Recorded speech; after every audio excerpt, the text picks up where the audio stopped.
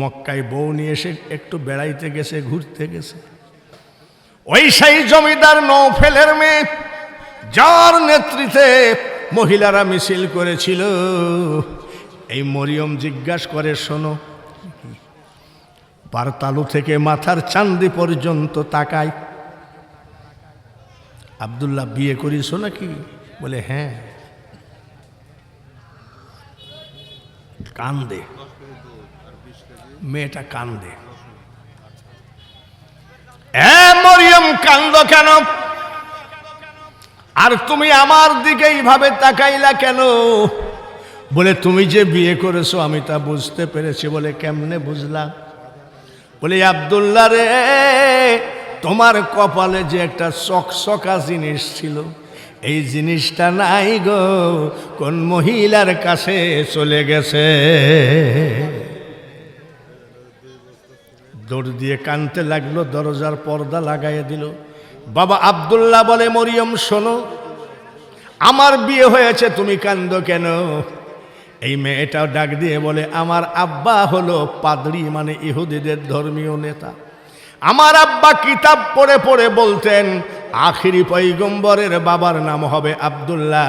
সেই দিন থেকে আমি নিয়াত করেছিলাম, রে আব্দুল্লাহ, তোমাকে বিয়ে করে আমি আখিরি পয়গম্বরের মা হতে চাই। যখন আমার কপালে হলো না, একটা কথা শোনো, তওরাত জবুর ইনজিলের কসম খায়ে বলছি, যখন আখিরি পয়গম্বরের মা হতে পারলাম না, আমিও জীবনে আর বিয়ে করব না।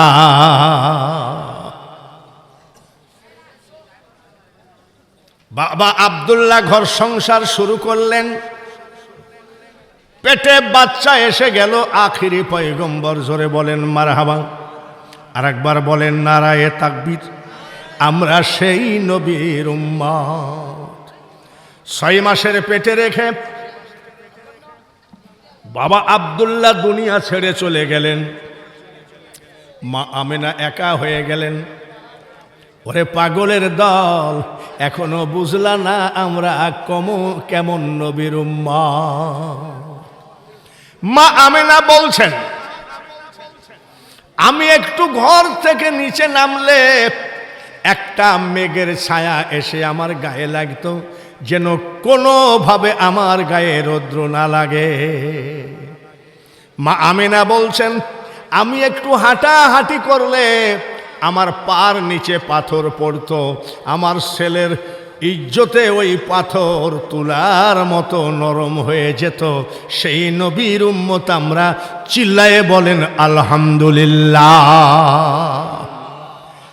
মা আমিনা বলেন, এই বাচ্চা পেটে করে আমি একটু হাঁটাহাঁটি করতাম, আমার মাথার উপর দিয়ে একদল পাখি উড়ে যেত। এক পাখি আর এক পাখিকে বলতে শুনেছি, পাখিরা রে একটু দূর দিয়ে চল, দেখ দেখ এমন একটা মা হাঁটাহাঁটি করে, যার পেটে আছে আখিরি পয়গম্বর নবী মুহাম্মাদুর রাসূলুল্লাহ। ওই মা আমিনার মাথার উপর দিয়ে উড়ে যাওয়া বেয়াদবি সেই নবীর উম্মত। জোরে বলেন মারহাবা। এবার নবীজির দাদি একটা কাহিনী, আমি আমার বৌমার গোসলখানায় গোসল করতেছিলাম। গোসল করে এসে দাদা আব্দুল মোতালিবকে বলছে, ওগো শোনো। বলে কি? আমাদের বৌমা আমেনা তো বিধবা, তারপরে কুরাইশ বংশের বউ, এমন আতর যেন ব্যবহার না করে, মানুষের যেন খেয়াল না যায়। দাদা আব্দুল মোতালিব জিজ্ঞাসা করছে, আমাদের বৌমা যে দামি আতর মাখে বুঝলা কি করে? বলে আমি আজ আমাদের বৌমা আমিনার গোসলখানায় ঢুকেছিলাম, কি আর বলবো, শুধু আতর ঢেলে রেখেছে, এমন গন্ধ। আমি মেয়ে মানুষ, কিছু বললে কেমন হয় তুমি বলো? দাদা আব্দুল মোতালিব বলে, আমি দেখতেছি। বৌমা এদিকে এসো, বৌমা এদিকে এসো। একে তো তুমি কুরাইশ বংশের বউ, তারপরে তুমি বিধবা, এমন কোনো আতর মাইখো না যে আতরের কারণে অপর পুরুষের চোখ পড়ে। মা আমিনা বলছে, আব্বা গো, আমি জীবনে কোনোদিন আতর শরীরে টাচ করি নাই। নবীজির দাদা বলে, মিথ্যা কথা বলো কেন, অত দূর দাঁড়ায় আসো, আমি এইখান থেকে আতরের ঘ্রাণ পাচ্ছি। নবীজির মা আমিনা খাতুন বলে, তাহলে আব্বা শোনেন, যেদিন থেকে আমার পেটে বাচ্চা প্রবেশ করেছে ওই দিন থেকে গো আব্বা, শুধু আমার বাথরুম গোসলখানা নয়, আমার ড্রয়িং রুম, আমার রান্নাঘর, আমার বেডরুম, আমার লেপতুসুখ, এমন কি গো আব্বা, আমি আমিনার লোমের গোড়ায় গোড়ায় জান্নাতি আতরের ঘ্রাণ পাই। মুখটা বন্ধ করেন না, সবাই বলেন মারহাবা। আমরা সেই নবীর উম্মত। নবীজির মা আমিনা খাতুন বলছেন, যখন বাচ্চা ডেলিভারি হবে তখন আমি ঘুমায়ে গেছি। আচ্ছা, যখন বাচ্চা ডেলিভারি হয় তখন কি মেয়েদের ঘুমে ধরে? ওর মতন ব্যথা আর কিছু আছে? আর উনি বলছে আমি ঘুমায়ে গেছি। হঠাৎ করে চোখ খুলে দেখি আমি আমিনার ডান পাশের সিতানায় একটা মেয়ে দাঁড়ানো, বাম পাশে একটা মেয়ে দাঁড়ানো। ডান পাশের মেয়েটাকে জিজ্ঞাসা করলাম, আপনি কে গো? মেয়েটা পরিচয় দিল, আমি তোমাদের পৃথিবীর আদি মাতা, আমার নাম হাওয়া। বলে, কেন এসেছেন? বলে, আমি জান্নাত থেকে এসেছি গো আমিনা, তোমাকে একটা খবর দিতে। বলে, কি খবর? এখনই তোমার কোলে আল্লাহ তাআলা একটা বাচ্চা দেবেন, এই বাচ্চা আখিরি পয়গম্বর। বাম পাশের মেয়েটা আরো সুন্দরী, জিজ্ঞাসা করলাম, আপনি কে? মেয়েটা বলছে, আমি পৃথিবীর একটা অসহায়া নারী। বলে, নিজেকে অসহায়া বলছেন কেন? মেয়েটা ডাক দিয়ে কয়, আমিনা, আমার স্বামী নাই কিন্তু বাচ্চা দিয়েছে, আমার নাম হলো মরিয়ম। বলে, কেন এসেছেন? বলে, আমি জান্নাত থেকে দুইটা খবর নিয়ে এসেছি। বলে, কি খবর?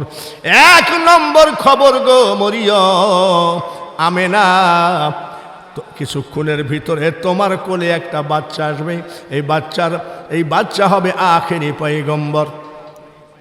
তাই নাকি? বলে, আর একটা কি খবর?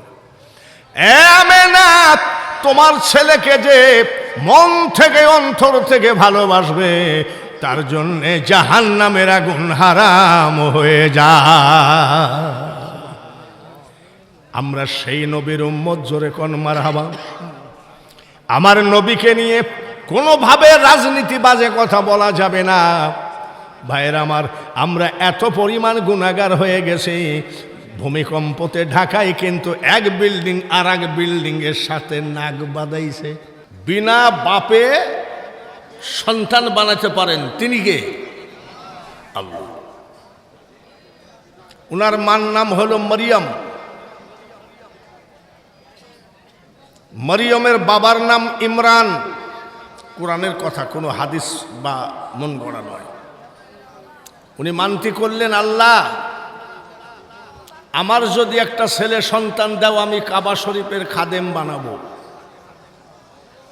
আল্লাহ ছেলে না দিয়ে দিলেন মেয়ে। এই মেয়ের নাম রাখলেন মরিয়ম। কাবা শরীফের খাদেম বানায় দিলেন। কাবা শরীফের ভিতরে 7টা পর্দা দিয়ে ঘিরেছে। সুবহানাল্লাহ বলেন। কয়টা পর্দা? 7টা। 7টা পর্দা দিয়ে তিনি ইবাদত করতেন। কোনো পুরুষের চোখ ফিরানোর ক্ষমতা ছিল না। হঠাৎ করে 7 পর্দা ভেদ করে এক যুবক হাজির। মা মরিয়ম বলছেন, কি ব্যাপার, তোমার সাহস কত? তুমি পর্দা ভেদ করে আমার ভিতরে ঢুকলা কেমনে? এই যুবক বলে, মা মা মা বললে তো সমস্যা নাই, আছে নাকি? মা, আমি কোনো দুনিয়ার যুবক নই গো মা। তাহলে তুমি কে? মা, আমি হলাম জিবরাইল ফেরেশতা। কেন এসেছো? আপনাকে একটা সন্তান দিতে এসেছি। রে জিবরাইল, তুমি কি জানো যে আমার বিয়ে হয় নাই, আমার স্বামী নাই? সন্তান দিবা কেমনে? হযরত জিবরাইল ফেরেশতা বলেন, মাগো আল্লাহ তাআলা জান্নাত থেকে একটা ফুল পাঠিয়েছেন, এই ফুলটা আপনি নাকের আগায় নিয়ে শুধবেন, সঙ্গে সঙ্গে আপনার পেটে বাচ্চা হাজির হয়ে যাবে। আমার আল্লাহ পারে কি পারে না? জোরে কোন আল্লাহ পারে না এমন কোনো কাজ আছে নাকি? মা মরিয়ম ওই ফুল শুকলেন, সঙ্গে সঙ্গে পেটে বাচ্চা এসে গেল। বাচ্চা এসে গেল।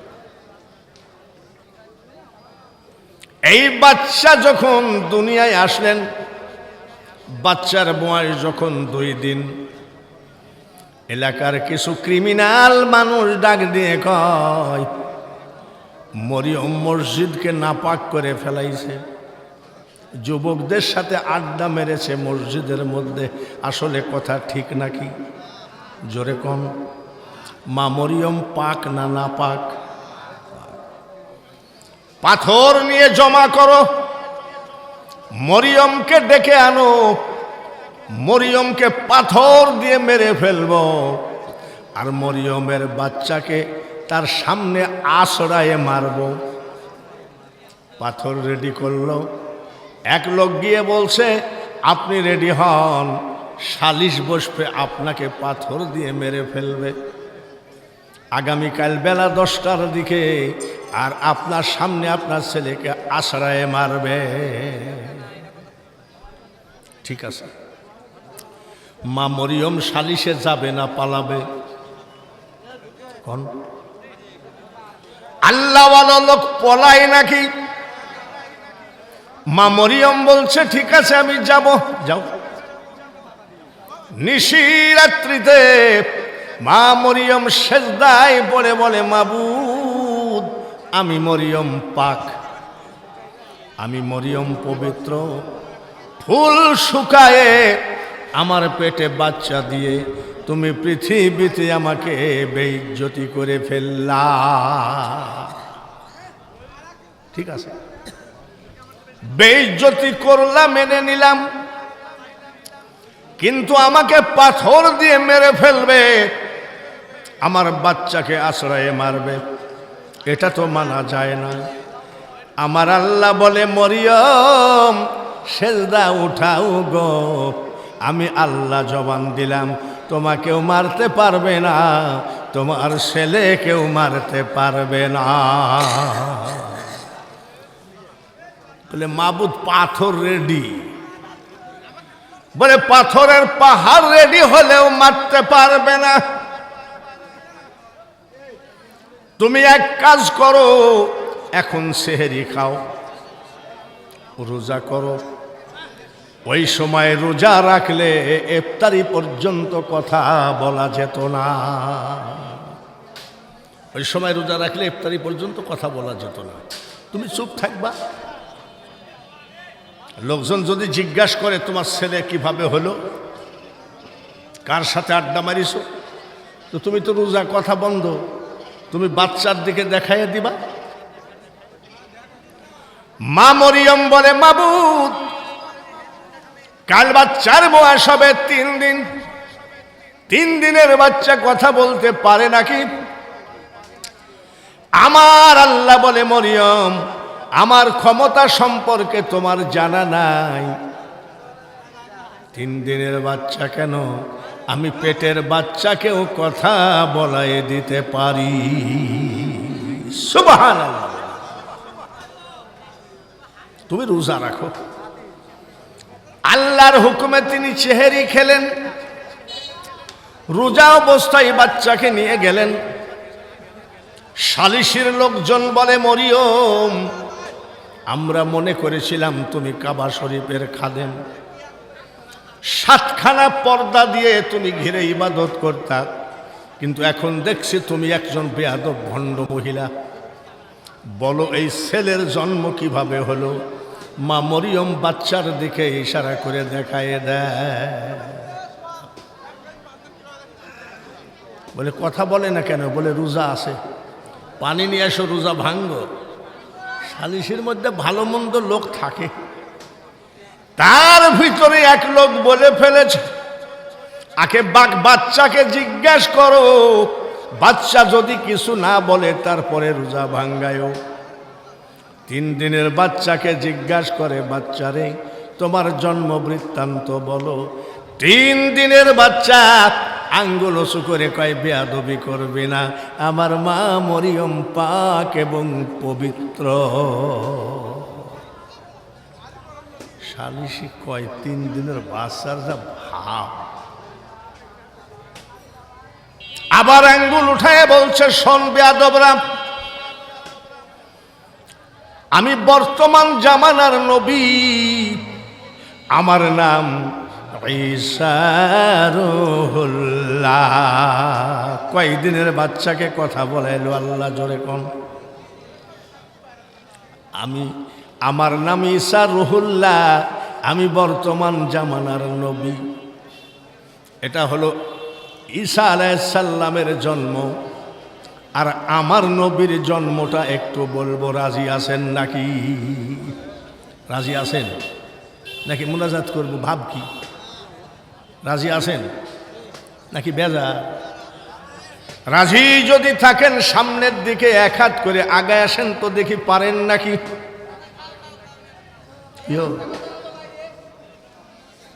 সামনের দিকে 1 হাত করে আগায় আসেন সবাই, জিকির করতে করতে আগায় আসেন। লা ইলাহা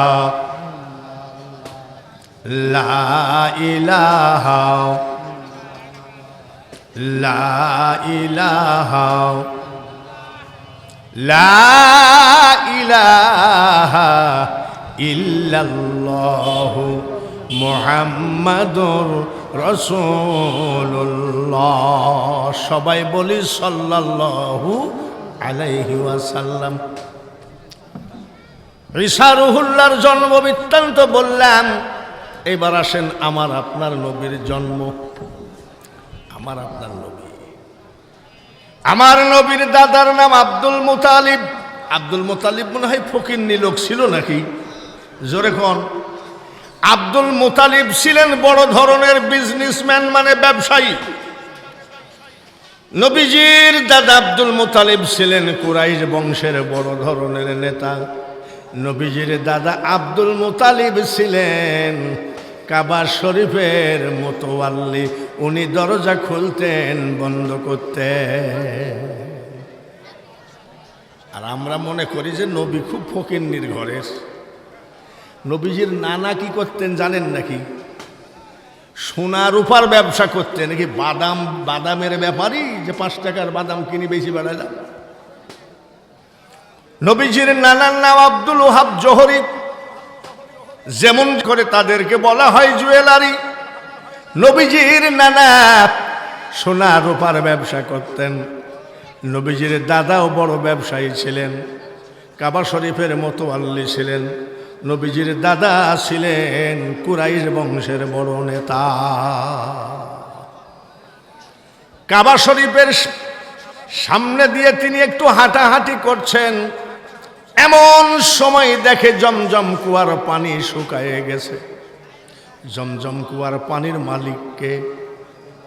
জোরে কর। এই কুয়া মানুষ কুয়া মাটি কেটে করে নাই। যখন ইব্রাহিম আলাইহিস সালাম মা হাজেরাকে, হযরত ইসমাইলকে বনবাসে দিলেন, মা হাজেরার পিপাসা লাগছে, পানি পানি পানি করে ছুটলেন। এসে দেখে ওই শিশু বাচ্চা পা আছড়াচ্ছে। ইসমাইলের পার আঘাতে মাটি ফেটে মিষ্টি পানি উঠে। এটা হলো জমজম কুয়ার পানি। হঠাৎ জমজম শুকায়ে গেছে। সর্বনাশ। নবীজির দাদা ডাক দিয়ে বলে, সর্বনাশ, পানি যদি শুকায়ে যায় এদেশের মানুষ না খেয়ে মারা যাবে। ভাত না খেয়ে পারা যায়, রুটি না খেয়ে পারা যায়, কিন্তু পানি হলো মানুষের জীবন। এই জমজমের মালিককে? আল্লাহর ঘর কোনটা? কাবা। কাবা শরীফের দরজা জড়ায়ে ধরে বলছেন, ওগো মাবুদ, পুনরায় যদি তুমি কাবা ভরে দাও, জমজম কুয়া ভরে দাও, আমার যে কয়জন ছেলে দিয়েছো, আমি আব্দুল মুতালিব নিজ হাতে একটা ছেলেকে কাবার সামনে কুরবানি দিতে রাজি আছি। কুরবানি দেবে ছেলে।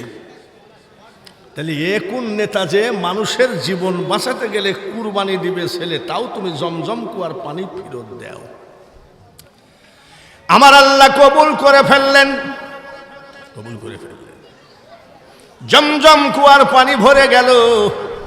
এইবার দাদা আব্দুল মুতালিব ছেলে কোরবানি দেওয়ার কথা মনে নাই। কে বা কাহারা স্বপ্নের মধ্যে বলে, আব্দুল মুতালিব গো, তুমি যে মানতি করলা, আল্লাহ তো ঠিকই জমজম কুয়া ভরে দিল, কিন্তু তুমি তো কোরবানি দিলা না। স্বপ্ন দেখে ছেলেদেরকে সকালবেলায় উঠে লাইন করে দাঁড় করালেন। বলে, আব্বা কিছু বলবেন নাকি? বলে, বাপ, এই জমজম কুয়ার পানি শুকায় গেছিল, তা আমি একটা ছেলে কুরবানি দেওয়ার জন্য কাবা ধরে নিয়াত করেছিলাম, তো কে কুরবানি হবা বলো, রাজি আছো? একটা ছেলে রাজি হয় নাই। বলে, এই মানতি করে নাকি কেউ? আপনিও একজন পাগল। কেন? আমার দ্বারাই সম্ভব না। সব ছেলেগুলো চলে গেল। আমার নবীর বাবা আব্দুল্লাহ দাঁড়ায় আছে। দাদা আব্দুল মুতালিব বলে, বেটারে তোর মন মানসিকতা কি? বলে, আমি দৌড় মারবো না গো আব্বা, তুমি তাড়াতাড়ি তোমার মানতি পরিশোধ করো।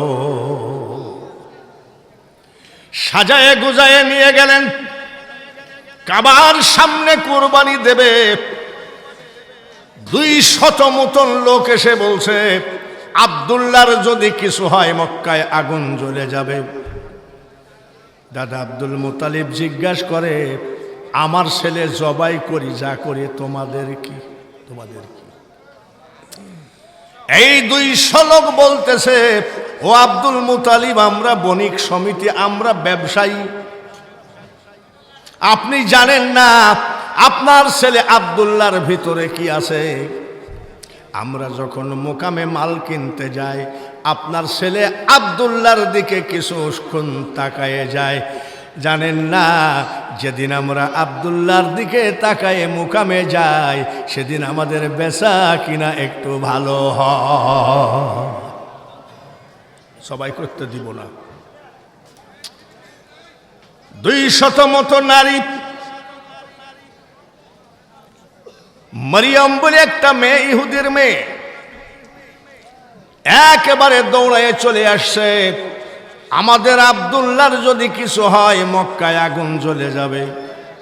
এখন আমার কথা হলো, ওরা না হয় ব্যবসায়ী, বাবা আব্দুল্লাহর চেহারা দেখলে ব্যবসা ভালো হয়। এই মহিলাদের কারণটা কি? এই মহিলাদের কারণ হলো, এই বাবা আব্দুল্লাহ এত সুন্দর পুরুষ ছিলেন, সবাই মনে মনে করত আব্দুল্লাহর সাথে আমি বিয়ে করব, কিন্তু মনের কথা মনেই ছিল, কেউ কাউকে বলে না। তারা আসলো। দাদা আব্দুল মুতালিব জিজ্ঞাসা করে, তোমাদের কি ব্যাপার? খবরদার জবাই করা যাবে না।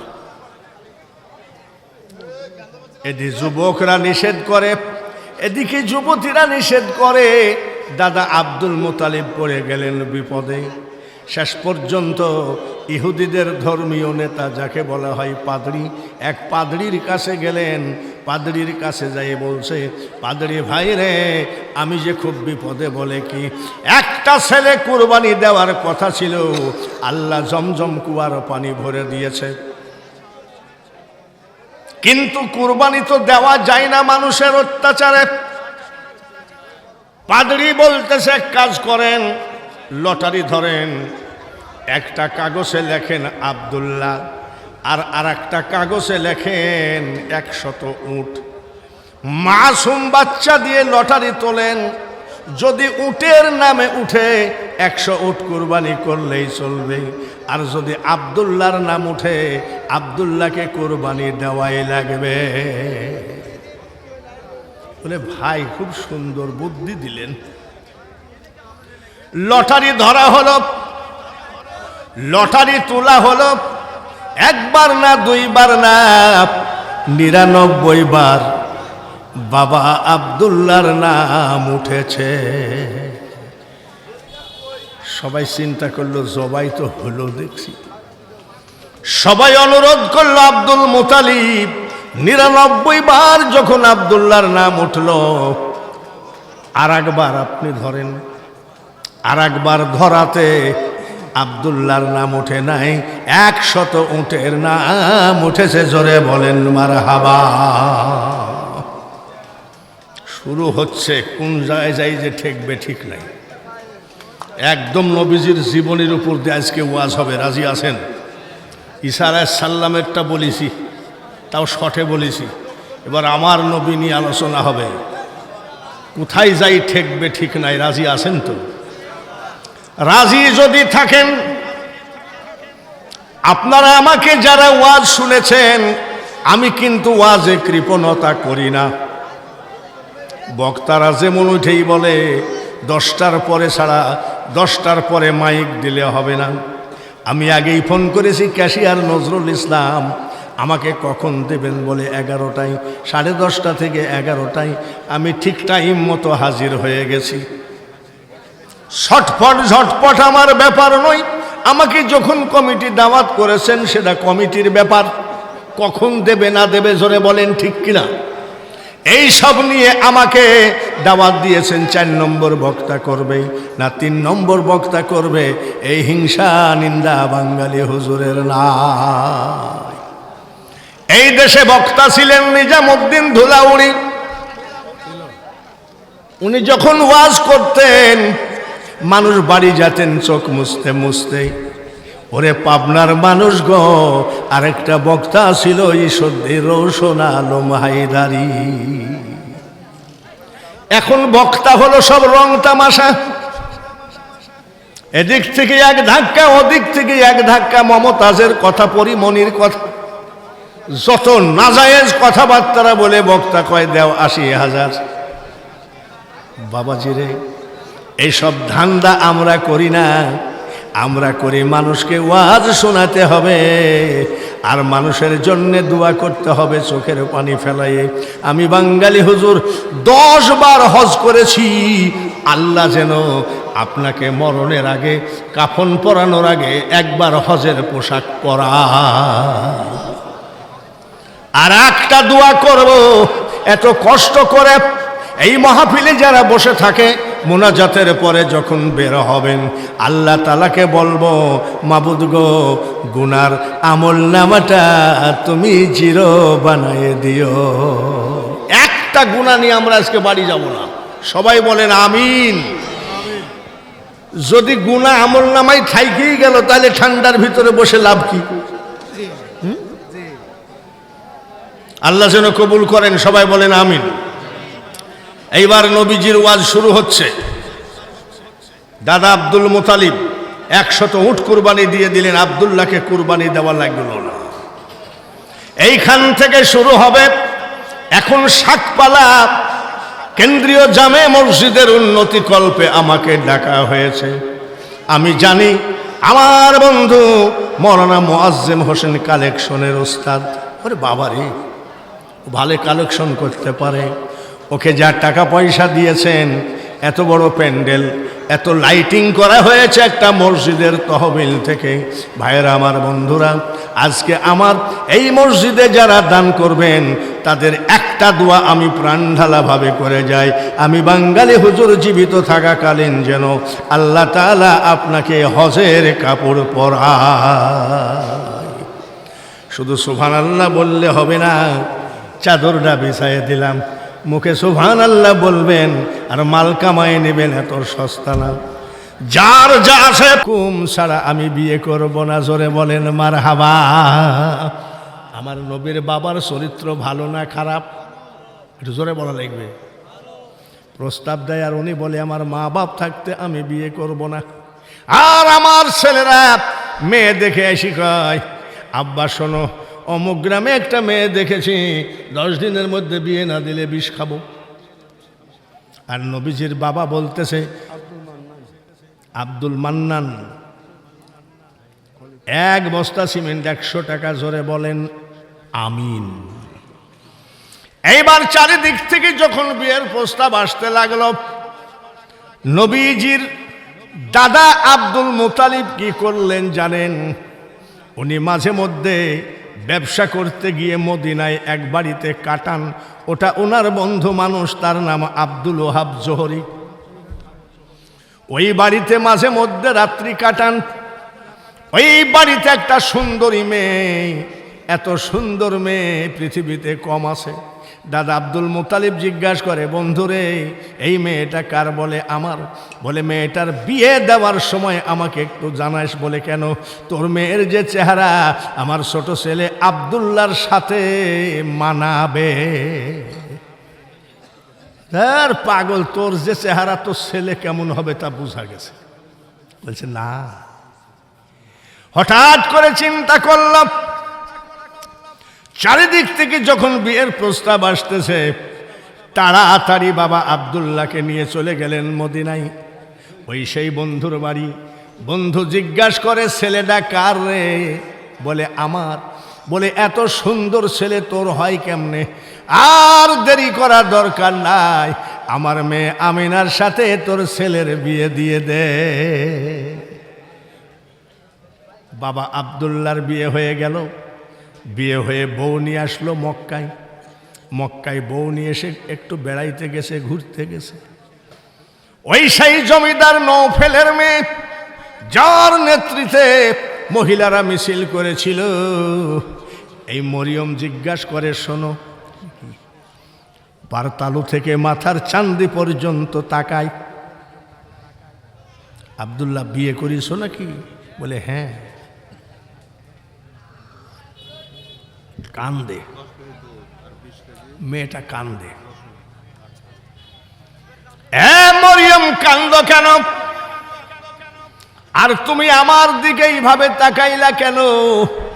বলে তুমি যে বিয়ে করেছো আমি তা বুঝতে পেরেছি। বলে কেমনে বুঝলাম?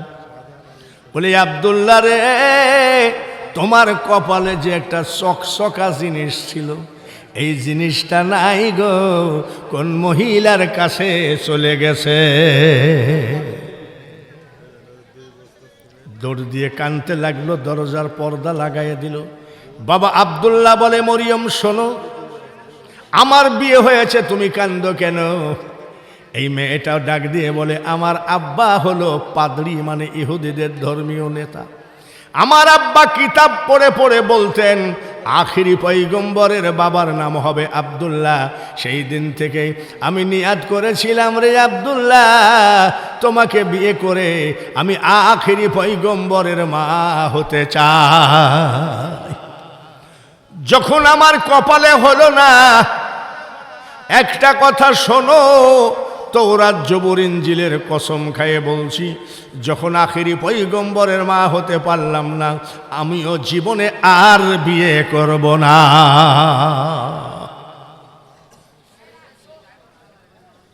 বাবা আব্দুল্লাহ ঘর সংসার শুরু করলেন।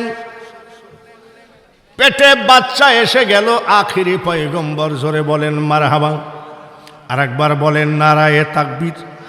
আমরা সেই নবীর উম্মত। 6 মাসের পেটে রেখে বাবা আব্দুল্লাহ দুনিয়া ছেড়ে চলে গেলেন। মা আমেনা একা হয়ে গেলেন। ওরে পাগলের দল, এখনো বুঝলা না আমরা কেমন নবীর উম্মত? মা আমেনা বলছেন, আমি একটু ঘর থেকে নিচে নামলে একটা মেঘের ছায়া এসে আমার গায়ে লাগতো, যেন কোনোভাবে আমার গায়ে রৌদ্র না লাগে। মা আমেনা বলছেন, আমি একটু হাঁটাহাঁটি করলে আমার পার নিচে পাথর পড়তো, আমার ছেলের ইজ্জতে ওই পাথর তুলার মতো নরম হয়ে যেত। সেই নবীর উম্মত আমরা, চিল্লায়ে বলেন আলহামদুলিল্লাহ। মা আমিনা বলেন, এই বাচ্চা পেটে করে আমি একটু হাঁটাহাঁটি করতাম, আমার মাথার উপর দিয়ে একদল পাখি উড়ে যেত। এক পাখি আর এক পাখিকে বলতে শুনেছি, পাখিরা রে একটু দূর দিয়ে চল, দেখ দেখ এমন একটা মা হাঁটাহাঁটি করে, যার পেটে আছে আখিরি পয়গম্বর নবী মুহাম্মাদুর রাসূলুল্লাহ। ওই মা আমিনার মাথার উপর দিয়ে উড়ে যাওয়া বেয়াদবি সেই নবীর উম্মত, জোরে বলেন মারহাবা। এইবার নবীজির দাদি একটা কাহিনী বলছেন, আমি আমার বৌমার গোসলখানায় গোসল করতেছিলাম, গোসল করে এসে দাদা আব্দুল মুতালিবকে বলছে, ওগো শোনো, বলে কি, আমাদের বৌমা আমিনা তো বিধবা, তারপরে কুরাইশ বংশের বউ, এমন আতর যেন ব্যবহার না করে মানুষের যেন খেয়াল না যায়। দাদা আব্দুল মুতালিব জিজ্ঞাসা করছে, আমাদের বৌমা যে দামি আতর মাখে বুঝলা কি করে? বলে আমি আজ আমাদের বৌমা আমিনার গোসলখানায় ঢুকেছিলাম, কি আর বলবো, শুধু আতর ঢেলে রেখেছে, এমন গন্ধ। আমি মেয়ে মানুষ, কিছু বললে কেমন হয় তুমি বলো? দাদা আব্দুল মুতালিব বলে, আমি দেখতেছি। বৌমা এদিকে এসো, বৌমা এদিকে এসো। একে তো তুমি কুরাইশ বংশের বউ, তারপরে তুমি বিধবা, এমন কোনো আতর মাইখো না যে আতরের কারণে অপর পুরুষের চোখ পড়ে। মা আমিনা বলছে, আব্বা গো, আমি জীবনে কোনোদিন আতর শরীরে টাচ করি নাই। নবীজির দাদা বলে, মিথ্যা কথা বলো কেন, অত দূর দাঁড়ায় আসো, আমি এইখান থেকে আতরের ঘ্রাণ পাচ্ছি।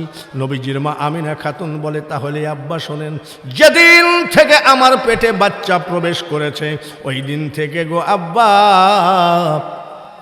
শুধু আমার বাথরুম গোসলখানা নয়, আমার ড্রয়িং রুম, আমার রান্নাঘর, আমার বেডরুম, আমার লেপ্তসুখ, এমন কি গো আব্বা, আমি আমিনার লোমের গোড়ায় গোড়ায় জান্নাতি আতরের ঘ্রাণ পাই।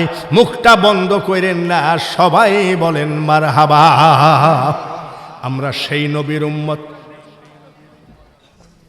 নবীজির মা আমিনা খাতুন বলছেন, যখন বাচ্চা ডেলিভারি হবে তখন আমি ঘুমাইয়ে গেছি।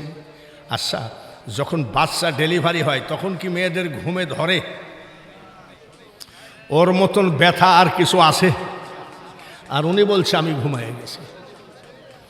হঠাৎ করে চোখ খুলে দেখি, আমি আমিনার ডান পাশের সিতানায় একটা মেয়ে দাঁড়ানো, বাম পাশে একটা মেয়ে দাঁড়ানো। ডান পাশের মেয়েটাকে জিজ্ঞাসা করলাম, আপনি কে গো? মেয়েটা পরিচয় দিল, আমি তোমাদের পৃথিবীর আদি মাতা, আমার নাম হাওয়া।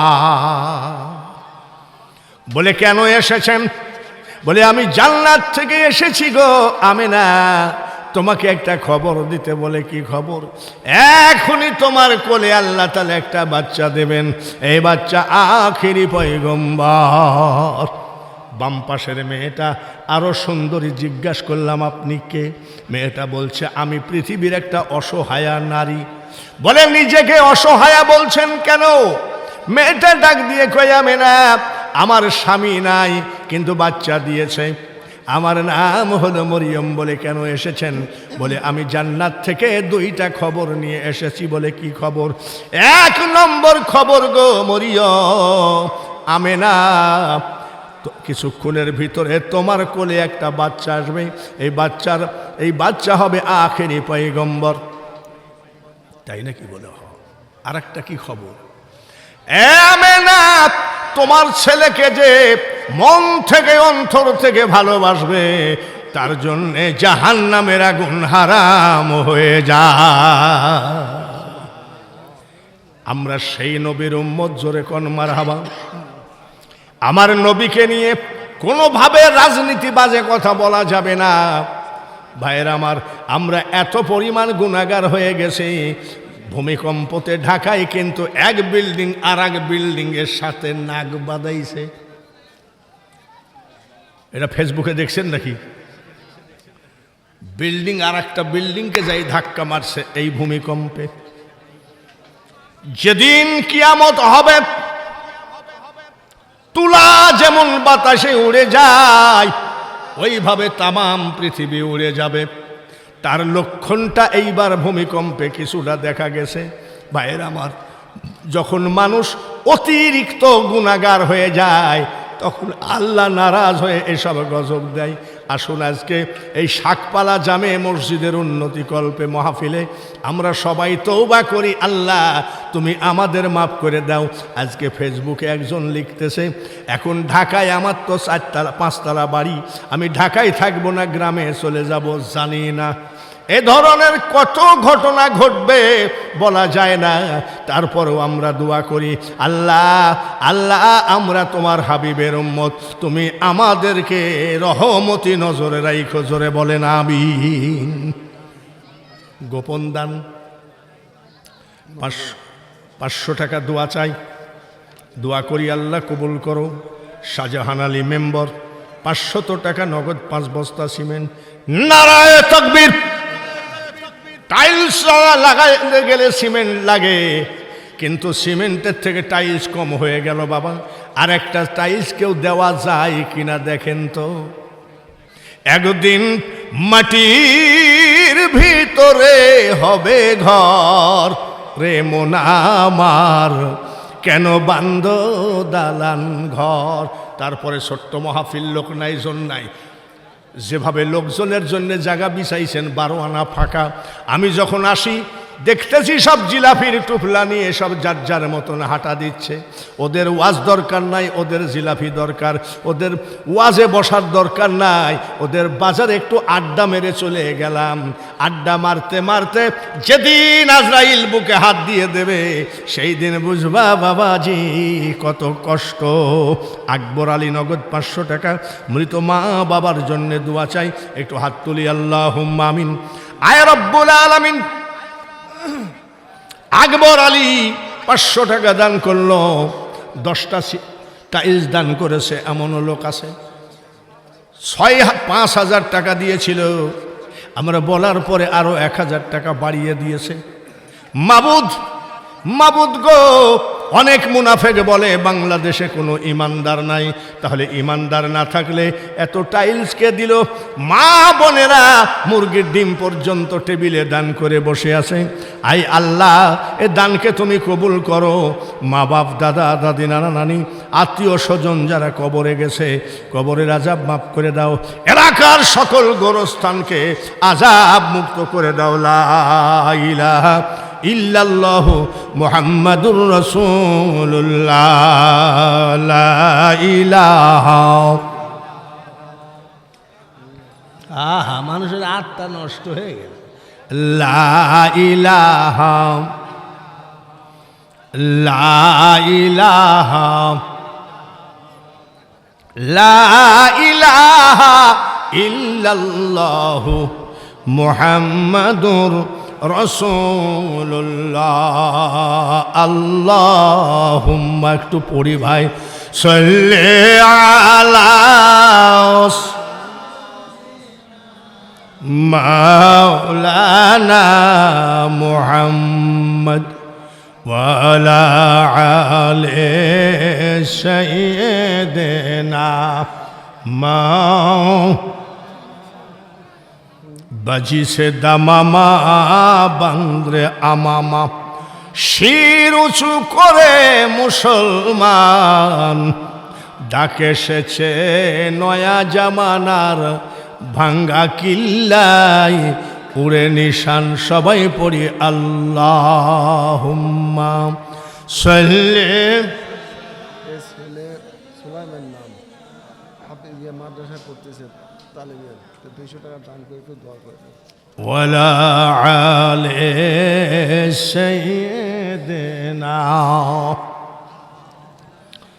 এই নিশিরাত্রিতে একটা বাচ্চা ছেলে 200 টাকা নিয়ে দোয়া চাইতে আসছে। মাদ্রাসায় পড়ে, হেফজো পড়ে, হয়তো মা পাঠাইছে।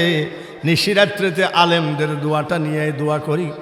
কামাই খাওয়ার আশা করি না রে বেটা, তুই মরিলে মাটি দিবি, আর মরণকালে আল্লাহ তাআলার কোরআন পড়ে শোনাবি।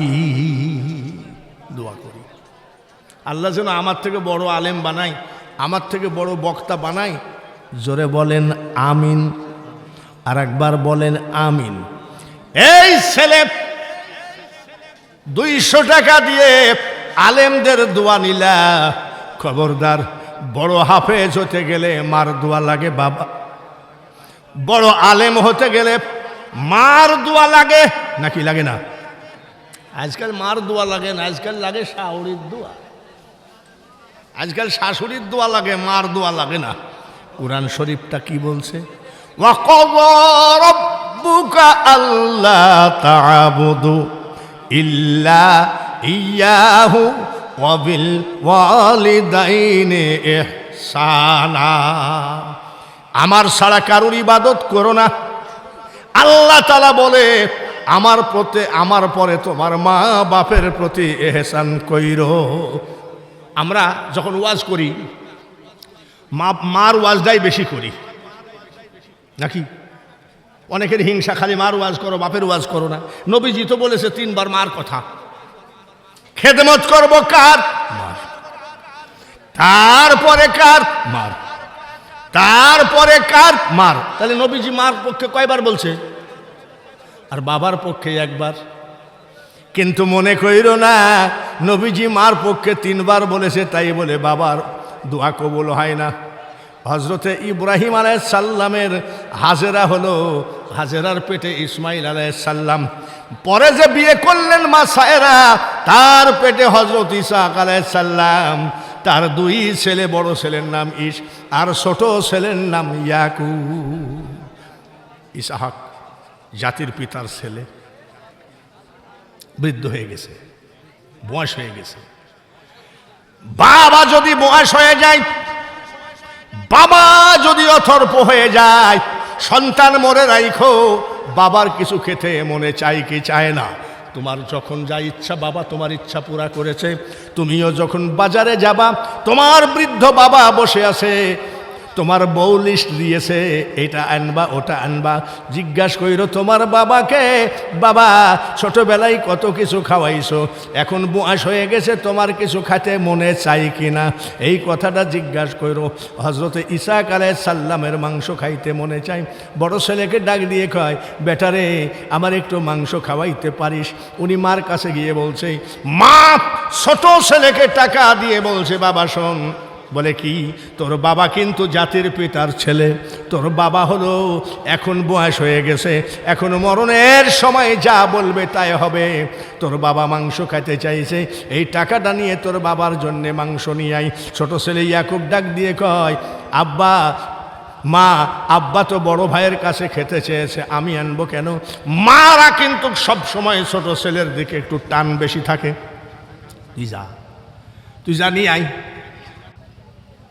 জালিয়াই টাকা নিয়ে গেছে, যেই জায়গায় মাংস পাওয়ার কথা নয় ওই জায়গায় মাংস পাওয়া গেছে।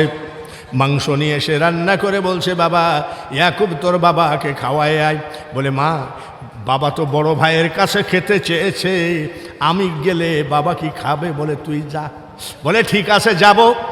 বুঝলাম, বড় ভাইয়ের কথা একরকম, আমার কথা একরকম। বাবা যদি টের পায়, মা ছোট ছেলেকে দুয়াটা নেওয়ার জন্যে বলছে, তোর বড় ভাইয়ের মতো একটু কায়দা করে কথা বলিস। বলে, না হয় বললাম। বড় ভাইয়ের গায়ে লম্বা লম্বা লোম আছে, আমার গায়ে তো লোম নাই। বাবা হাত দিলে যদি টের পায়, মা জননী ছোট ছেলেটাকে দোয়া নেওয়ার জন্যে উটের চামড়া 2 হাতে লাগাইয়ে দিলেন যাতে টের না পায়। যাওয়ার সাথে সাথে জিজ্ঞাসা করছে, তুমি আমার ছোট ছেলে না বড় ছেলে? বলে, আব্বা এটা আমার দোষ নাই, আমার মা পাঠাইছে। দেখেছেন নবীদের ছেলেরা মিথ্যা কথা বলতে পারে না। তাহলে এদিকে এসো, আমি চাইছিলাম দোয়াটা আমার বড় ছেলেকে দিতে, যখন তোমার মা চাইলো তোমাকে দিতে, আইসো। ছোট ছেলে ইয়াকুবকে বুকের মধ্যে করে আল্লাহর কাছে হাত তুলে বললেন, আল্লাহ আমার ইয়াকুবের বংশে যেন 70,000 নবী পয়দা হয়। দুয়ার ভাবটুক দেখেছেন? 70,000 নবী পয়দা হয়। 1 লাখ বা 2,24,000 পয়গম্বর এই ফ্যামিলিতে হয়েছে 70,000, আর বাকিটা অন্যান্য ফ্যামিলিতে হয়েছে। উনার ছোট ছেলে ইউসুফ আলাইহিস সালামও নবী ছিলেন। বাবার দোয়া কবুল হয়, মার দোয়া কবুল হয়। কোনো সন্তান রে মনে রাখো, 81 বছর বয়স, 48 বছর ওয়াজের বয়স, এমন কোনো দিন নাই যে আমার ডেট ফাঁকাছে। আমি রাত্রে কিন্তু ওয়াজ করে সিলেট থেকে রওনা দিয়েছি, দিনে রেস্ট নিয়ে আবার শাকপালায় আসছি। আমার গলা ডিস্টার্ব হয় না কেন? কত বক্তা গরম পানি খায়, আমি গরম পানি খাই না। কত বক্তা কত ডিজাইনের ওষুধ খায়, আমি খাই না। বলে কেন? আমার মা যখন ওই কুষ্টিয়া সদর হাসপাতালে মারা যায়, তখন আমার মা বলেছিল, বাবা তুই যে আমার খেদমতে কাটালি, আমি তোকে কি পুরস্কার দিব? পাঞ্জাবিটা খুল। পাঞ্জাবিটা খুলে আমার মা গলায় হাত দিয়ে বলল, আল্লাহ, আমার ছেলেকে মরার সময় আমি 10টা টাকা দিতে পারি নাই, 10 কাঠা জমি দিতে পারি নাই। আমার ছেলে যত জোরে চিল্লাবে না কেন, আমার ছেলের গলা যেন নষ্ট না হয়। রাইফেলের গুলি মিস হতে পারে, মার দোয়া মিস হবে না। কোন সন্তান এখন যদি বাড়ি যাও, বাড়ি যেয়ে যদি একবার মার দিকে ভালো নজরে তাকাও, 70টি কবুলিয়াত হজের নেকি তোমার আমল নামায় আসবে।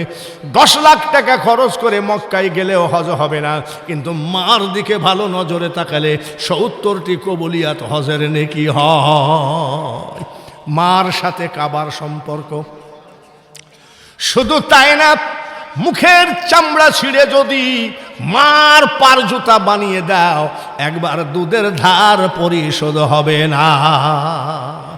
সেই মা যার কবরে আছে, মা যার বাড়িতে আছে, জান্নাত তার ঘরে আছে।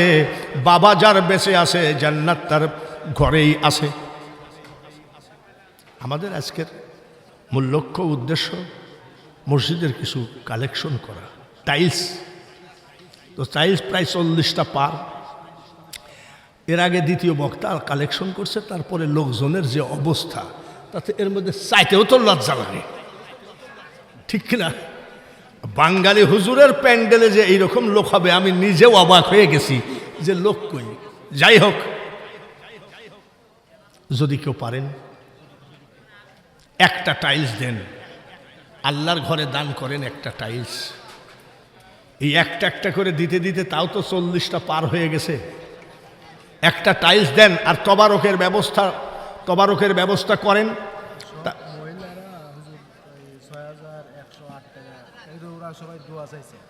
কারা?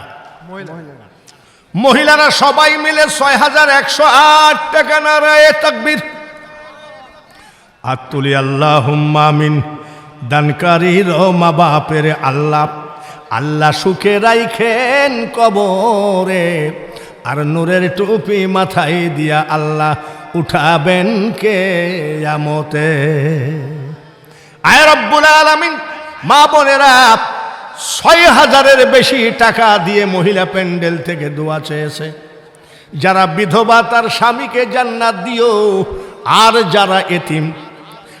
যারা এতিম তুমি তাদের মা বাপকে জান্নাত দিও। আমার মা বোনেদের শাড়ির আসল জীবনে টাকার অভাব দিও না। লা ইলাহা ইল্লাল্লাহু মুহাম্মাদুর রাসূলুল্লাহ। এখনই মোনাজাত করব, তার কারণ এই সব লোকের ভিতরে ওয়াজ যত বড়ই বক্তা হোক, শুধু ধর্মীয় বক্তা না, যদি রাজনীতি বক্তা হয়, তাও সামনে লোক না থাকলে তার কোনো ওয়াজ আসবে না। তাড়াতাড়ি তবারকের ব্যবস্থা করতে হবে, আমরা দুয়ার দিকে যাব। এইবার বক্তাও বিদায় হবে, সভাপতিও বিদায় হবে, সবাই বিদায় হবে। বিদায়ের আগে কি আর একটা টাইলস দেওয়া যায় নাকি? একটু বিবেক করে দেখেন তো, যে হুজুর ইনশাল্লাহ আমি আমাদের মসজিদে একটা টাইলস দিলাম, সেই হাতখানা ওসমান গনির মতো পারবো না, হযরত ওমর আলীর মতো পারবো না, তারপরেও একটু শরিক থাকা যায় কি না?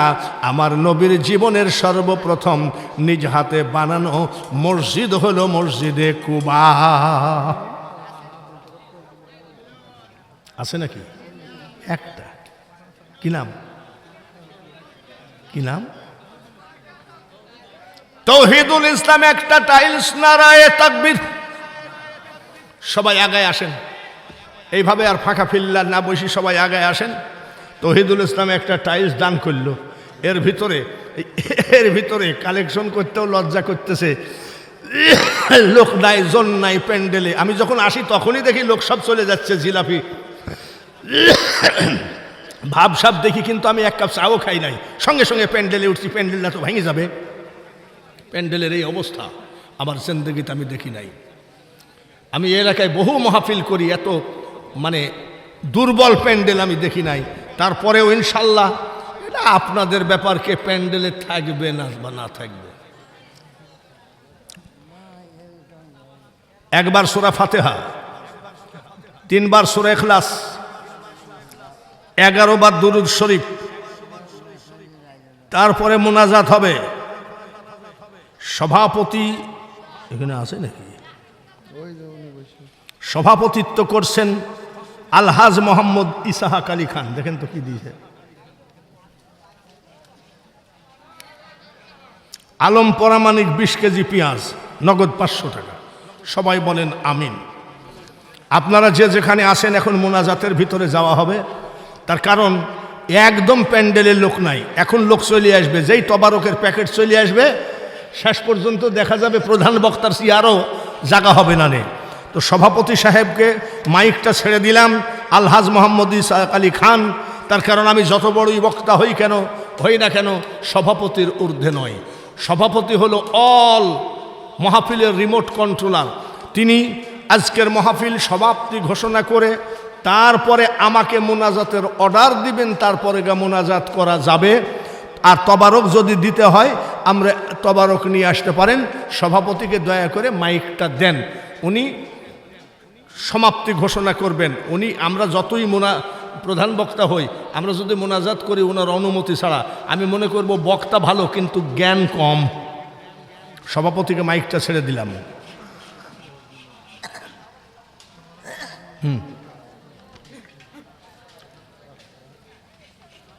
তবারকের প্যাকেট নিয়ে এসে লোক সব চলে যায়।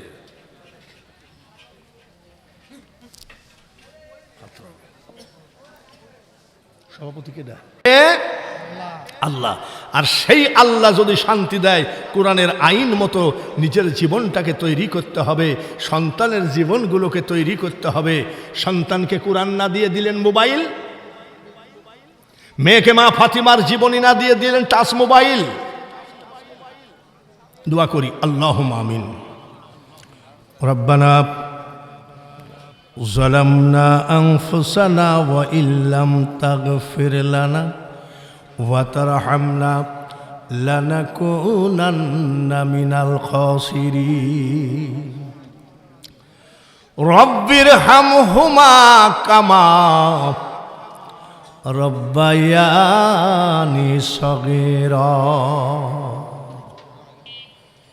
বড় আশা করে তুলেছি হাত মাওলা তোমার দরবারে,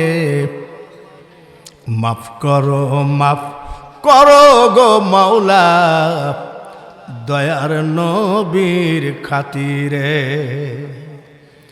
কে জিলাপি নিয়ে বাড়ি গেল,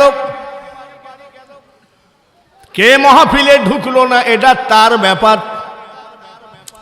এখনো যারা মাহফিল ছেড়ে চলে যায় নাই, যা কিছু পারে গরিবী হালতে দান, ধান, পেঁয়াজ, টাকা, টাইলস, সিমেন্ট, যে যা দান করলো আল্লাহ এই দানগুলোকে তুমি কবুল করে নাও।